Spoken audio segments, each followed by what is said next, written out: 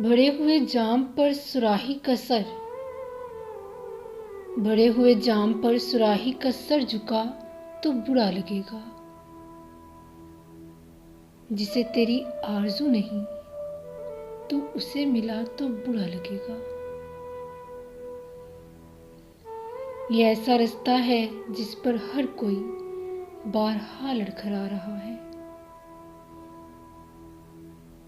मैं पहली ठोकर के बाद ही घर संभल गया तो बुरा लगेगा। मैं खुश हूं कि उसके निकालने पर और इतना आगे निकल चुका हूं।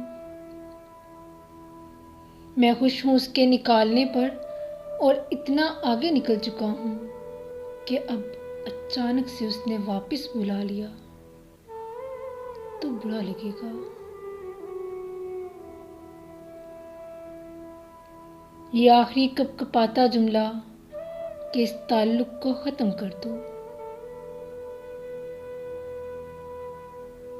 बड़े जतन से कहा है उसने, नहीं किया तो बुरा लगेगा।